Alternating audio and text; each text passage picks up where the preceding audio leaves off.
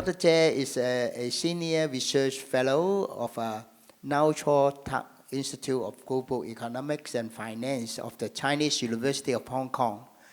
Before joining IGEF in 2021, he served the banking industry for over 30 years, mainly responsible for economic research and served as head of policy and economic research of Bank of China, Hong Kong during 2008 to 2019. Today, Dr. Leung will share with us on the topic, the Hong Kong's opportunity in ASEAN countries under the RCEP framework. It's a very important framework. Thank you. I pass the floor to Dr. Leung.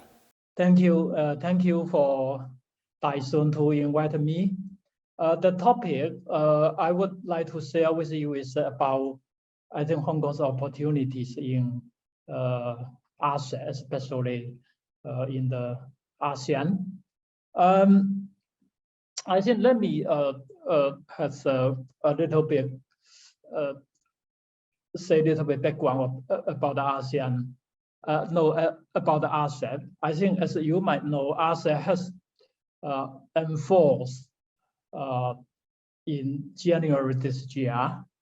Over the past, I think, few months, there are a lot of research paper, a lot of discussion, analysis about, I think, ASEAN's its impact, its effect, actually. But I think in general, I actually will not focus on introduce ASEAN today, but in general, almost all the papers, all the research papers, all the views I agree is quite positive. Yeah. So especially the ASEAN members, yeah, almost all the members think, yeah, this trade deal will benefit each other. So I think it's a good message for us. It's a good message for us. Yeah. So, but my focus today is talk more about Hong Kong's opportunity in ASEAN countries under the ASEAN framework.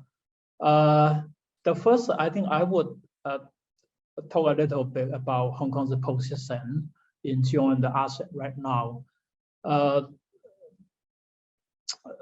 Hong Kong is actually Hong Kong. I quite appreciate Hong Kong's government official. They actually well know the opportunity for ASEAN. So when ASEAN take effect in early this year, in January this year, I can say Hong Kong's government first time submit the application, yeah, to join the ASEAN, yeah, as early as almost at the same time, and also has been actively negotiating with the ASEAN. So far, the message, the information I get is that the ASEAN member states welcome Hong Kong's interest in seeking accession to ASEAN and consider that Hong Kong is a well placed to add value to this trade agreement. So it's a very, I think the message is very positive from the ASEAN. Another is very important is Hong Kong also seeking it is a motherland, it is a mother country, the mainland China, to support Hong Kong to join the ASEAN. And China also quite firmly expressed they would fully support Hong Kong to Hong Kong's application to join the ASEAN. So I think, but actually, when we look at the free trade deal, the difference is maybe just two countries right now, because Hong Kong has signed the bilateral FTA with 13 countries of the 15 funding member countries of the RCEP, beside Japan and South Korea. But if Hong Kong join the RCEP, I think it's really also will provide Hong Kong new opportunity to capitalize this trade and investment opportunities with those two big economies. The interesting question is that the people might ask, what time, when Hong Kong can join? Yeah, maybe this is is a more matter. Yeah, what months or what years? Yeah, I would say I will highlight 2 points. The first is by the rule, the ASEAN membership. I think the ASEAN organization, I think, open the ASEAN membership to any state or separate customs who are interested to join this organization. So this is, I think, quite positive. But if you ask me what they are also rule, I think the ASEAN would not handle the application case before 18 months. It means 1.5 years before 18 months from the day of the enforcement. So it means, I think, the earliest day for Hong Kong to join the ASEAN maybe the July next year. The July next year. So I would say Hong Kong would be lucky, or would be fortunate enough if on any day next year after July. Yeah. So there's a so this may be the earliest period Hong Kong has the opportunity to join the RCEP. It means I think at least there's still have 1 year. Still have 1 year for Hong Kong to make the necessary preparation. Yeah, preparation. So this is I think Hong Kong's position in joining RCEP right now. And then I would go to the opportunity for Hong Kong. Yeah, although Hong Kong is still not a member of the RCEP, but because it already has a free trade deal with the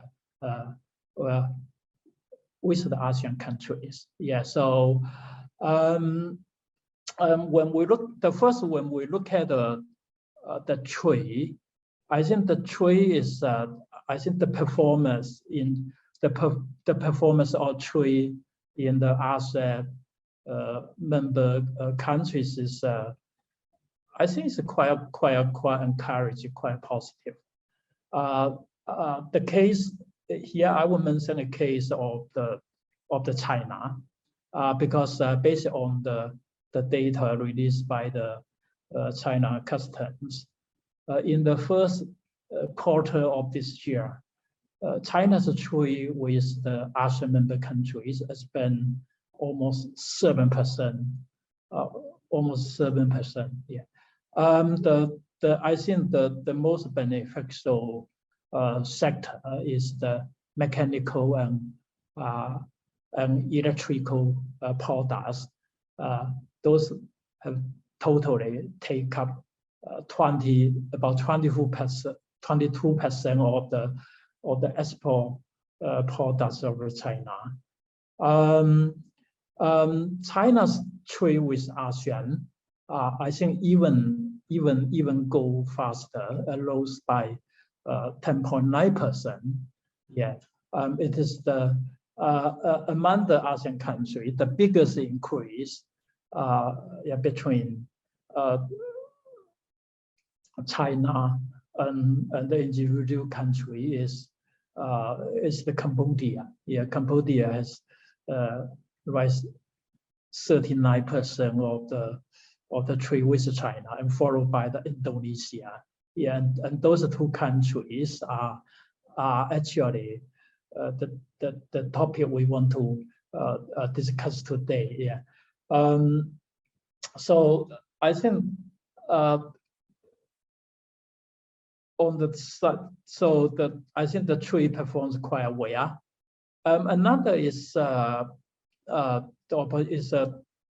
sectors has responded into the trade is the manufacturing and production or services. This is also, I think, very positive for Hong Kong when Hong Kong joined the RCEP. Here, I will just highlight two points.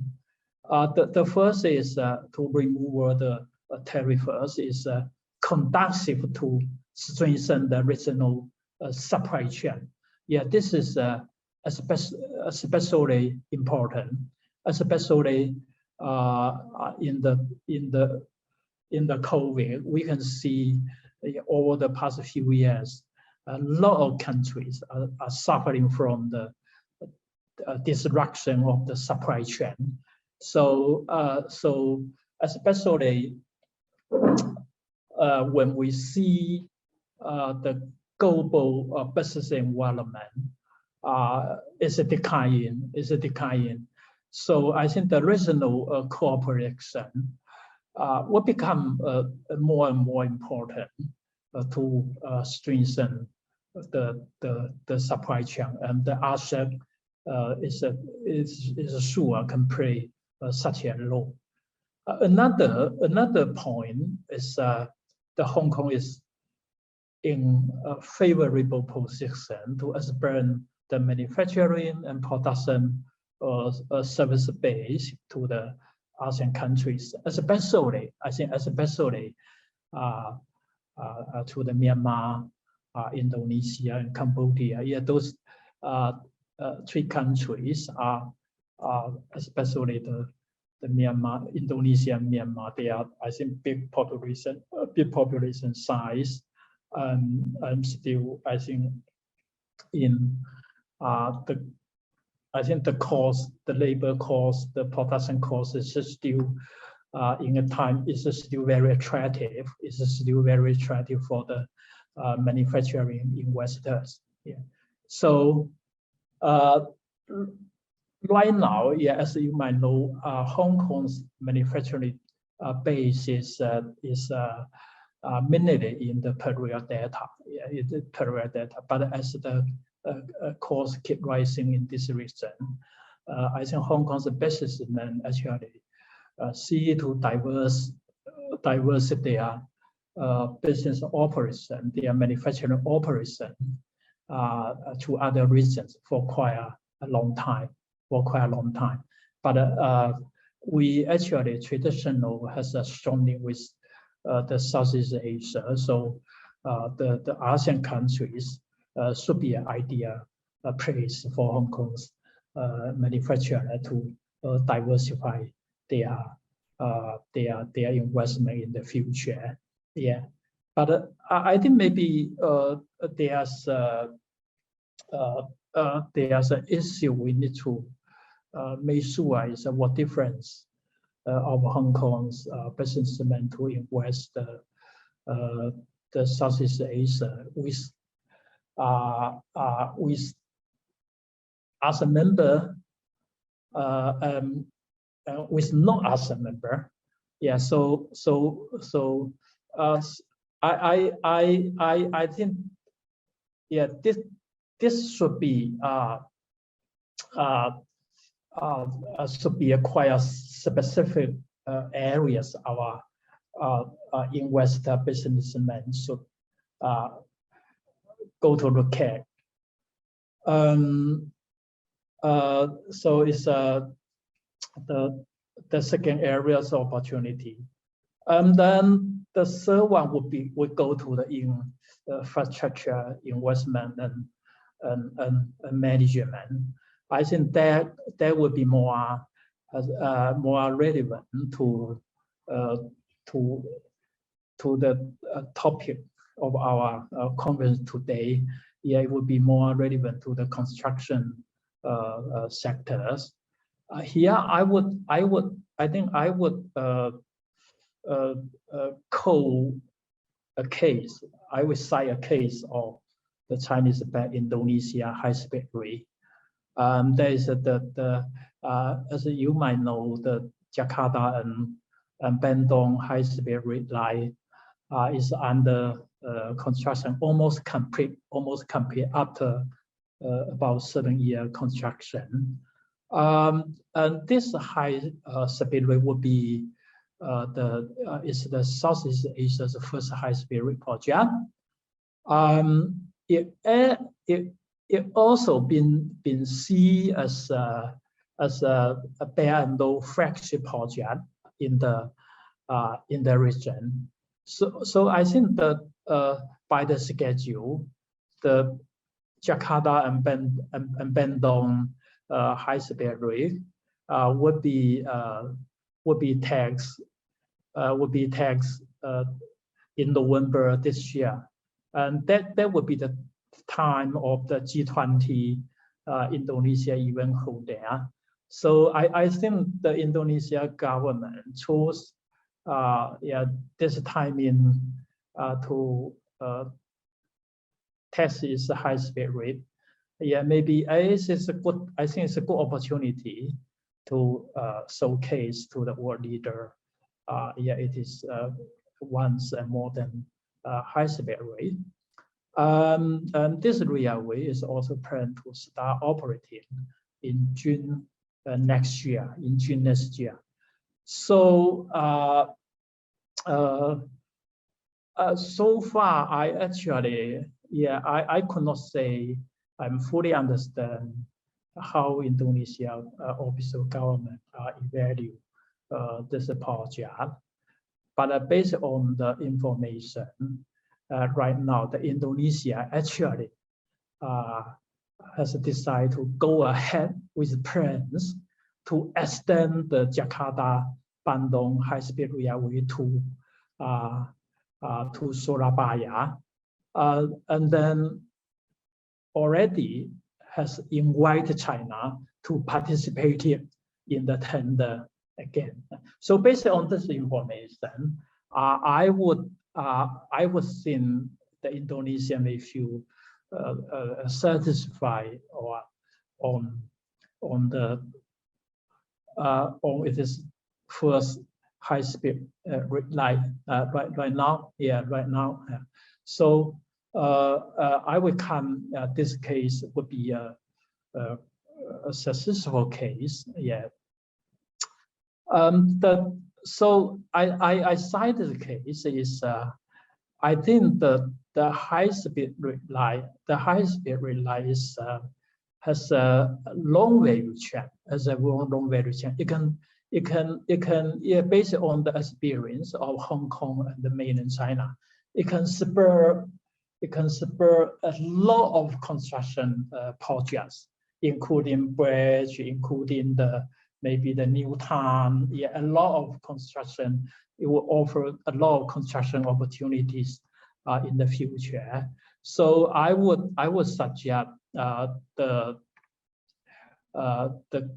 construction such association should pay attention to the operation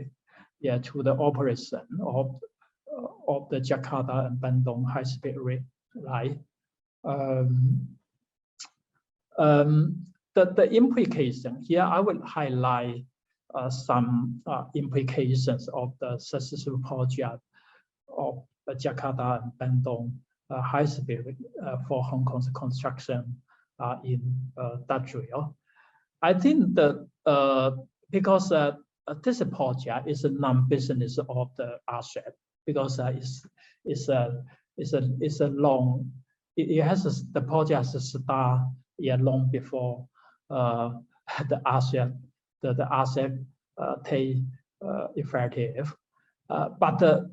So I think in the future, when we look at the RCEP's opportunity, we need to combine the Belt and Road.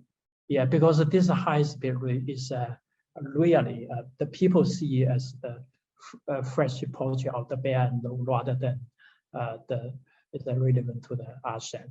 So so for the construction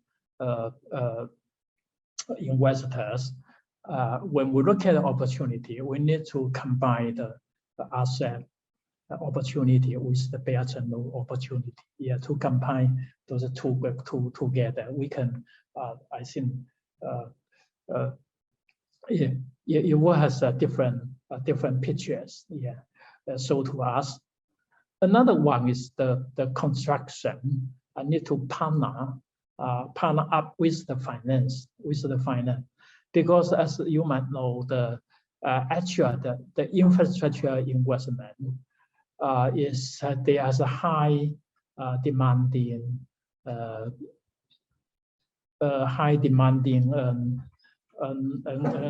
scarcity in this sector, but usually they are faced difficulty of the funding or where's the fund from, where's the money from. Yeah, so to make the project working and success, the construction have to partner with the finance, especially the commercial bank.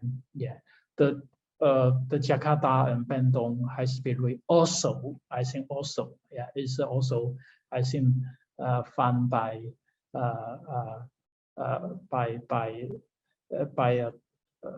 financial institutes of the China, yeah, without Indonesia government official guarantee. Yeah, so it's I think operate on the business base. Yeah, so this is there's two implications I want to highlight here, and then the last one would be the finance and services. I would just this is not much relevant to the topic of us today, but I would just like to mention a few words about it. Yeah, so I think the ASEAN in the future, the ASEAN will facilitate the ease of entry for financial services providers, and it will focus on financial service deregulation. Also, I think there's also a potential for more RMB use as a trade settlement and reserve currencies in other countries. And then finally, I would see it will has a big demand on the sovereign bond and corporate debt. Yeah, so the bond and debt market what I think would be yeah, would be very active in the future, and it would also provide a new opportunity for the financial investors. I think my the time is up. Yeah, so I would stop my sharing here. Thank you very much. Thank you, Dr. Tse.